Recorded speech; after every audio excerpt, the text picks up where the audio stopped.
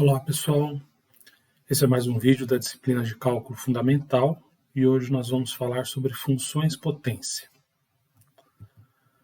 Bom, começamos pela definição, né? Função potência é qualquer função que possa ser escrita nessa forma, f de x igual a k, que multiplica x elevado a a, ou simplesmente y igual a k, x elevado a a, onde k e a são constantes e diferentes de zero. Perceba que a constante a é a potência ou expoente, né? Então aqui nós temos x elevado a a, então a é potência ou expoente, foi como nós definimos quando nós estudamos potência. E k é a constante de variação ou constante de proporção dessa função. Então nós dizemos que f de x varia com a aésima potência de x, né? Ou que f de x é proporcional à aésima potência de x. Ok?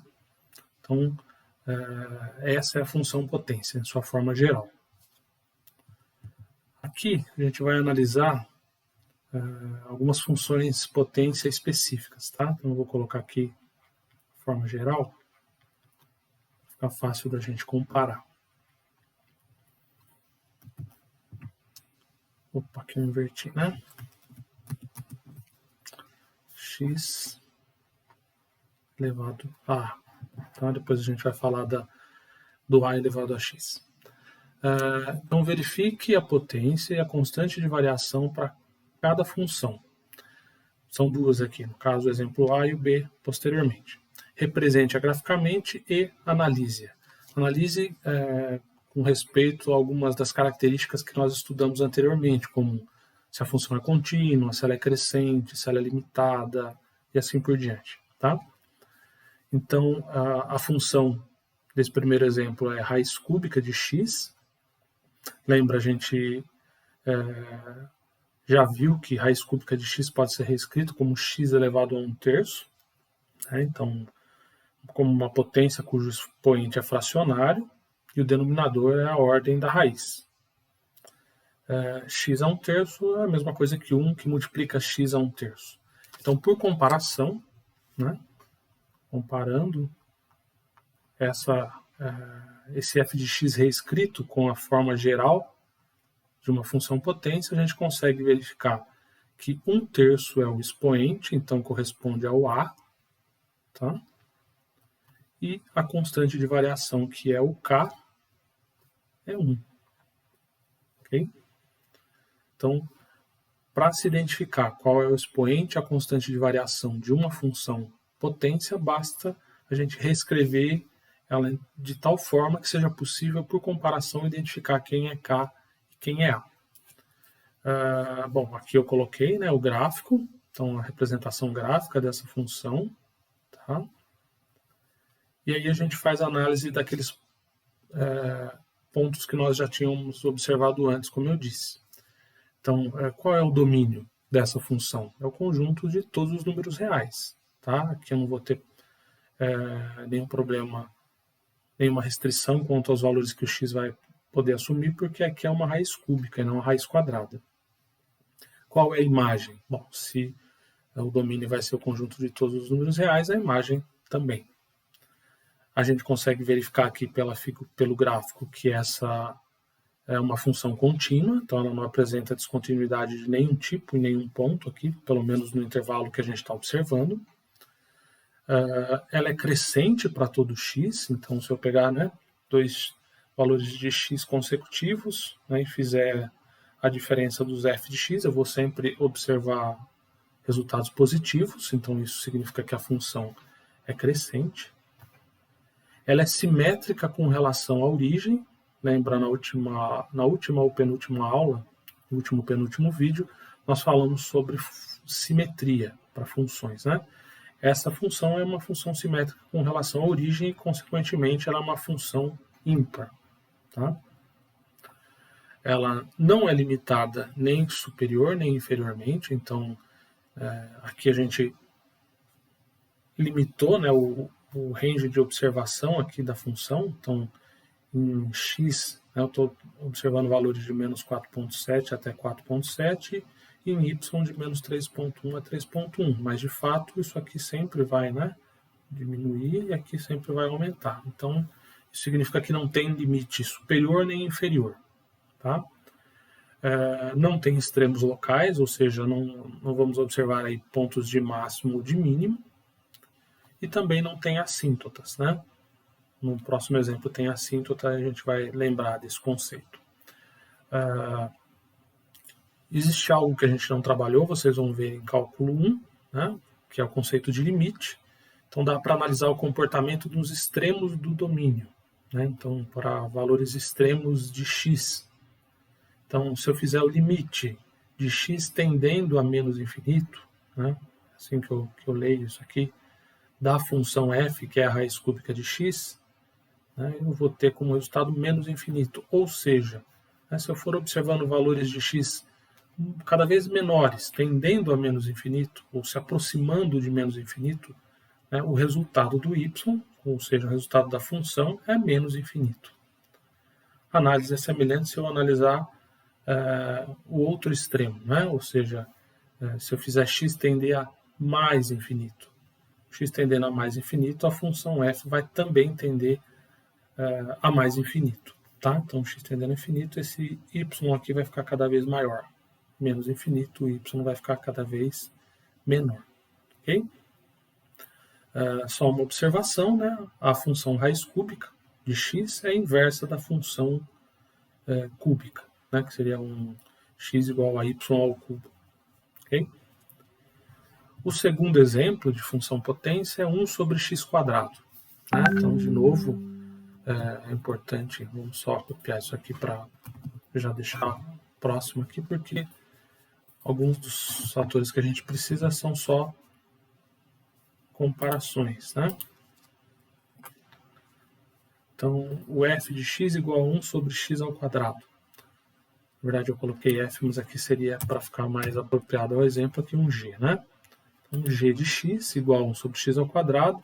Lembram, uma potência no denominador de uma fração, eu reescrevo no numerador mudando o sinal do expoente, x a menos 2, que seria equivalente a 1 que multiplica x a menos 2. Então, por comparação, o menos 2, né, o menos 2, que é o expoente aqui da variável x, corresponde ao a, né, e a constante de variação, que é o que multiplica a potência ali, é o 1. Tá? Então, isso aqui é o a. O gráfico está aqui ao lado. Também a gente consegue observar o comportamento da função para x variando de menos 4,7 a 4,7 e y de menos 3,1 a 3,1. Tá? O domínio dessa função, né, é o conjunto dos números de menos infinito a zero, tá? Excluindo aqui o zero, né? Unido com o conjunto de zero a mais infinito, também excluindo o zero. Tá? Então, vou poder usar números aqui, né, com exceção de zero. Esse vai ser o domínio, o conjunto domínio. A imagem vão ser apenas os valores de zero a infinito, também excluindo o zero. Tá? Então, a imagem vai ser sempre positiva. Bom? Ela é contínua sobre esse domínio específico, né? Então ela é contínua se eu desconsiderar o zero. Né? Agora, se eu considero o zero, ela é descontínua nesse valor. Tá?